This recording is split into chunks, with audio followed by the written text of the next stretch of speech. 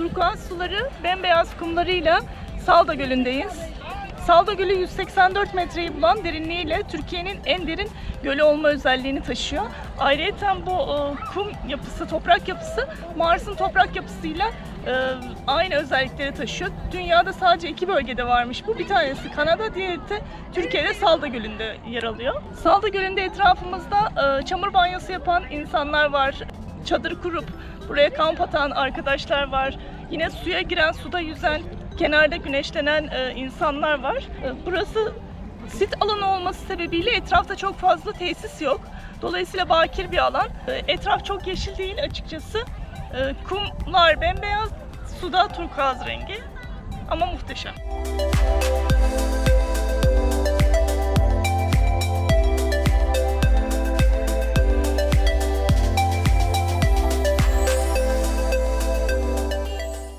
Su şu an biraz bulanık. Bunun sebebi de insanların suya girmesi ve rüzgarın etkisiyle bulanıklaşıyormuş. En güzel zamanı sabah saatlerinde en berrak halini alıyormuş.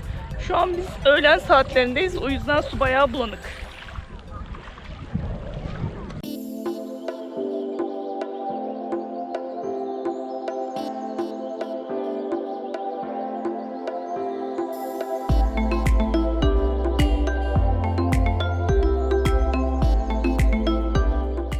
Salda Gölü, Burdur ilinin Yeşilova ilçesine bağlı bir göl. Burdur merkeze yaklaşık 60-65 kilometre uzaklıkta. Biz aracımızla geldik ama Burdur merkezden buraya çalışan dolmuşlar varmış. Onlarla da buraya seyahat edebilirsiniz. Şu arkamızda görmüş olduğunuz kısımda çadır atıyor insanlar. Orası halk plajı gibi bir yer. Az sonra oraya doğru da gideceğiz. Birazcık da orada çekim yapacağız. Her yerde çadır atmak, yani çadır kurmak yasak. Jandarma izin verilen yerler dışında çadır kuranların çadırlarını söktürüyormuş. Dolayısıyla istediğimiz her yere çadır kuramayız. İleride halk plajı dedikleri bir yer var. Orada çadır kurabiliyorsunuz. Hatta Yeşilova Belediyesi'nin ekipleri sizin için çadırınıza elektrikle çekiyor. Böyle de bir hizmet var bedavaya.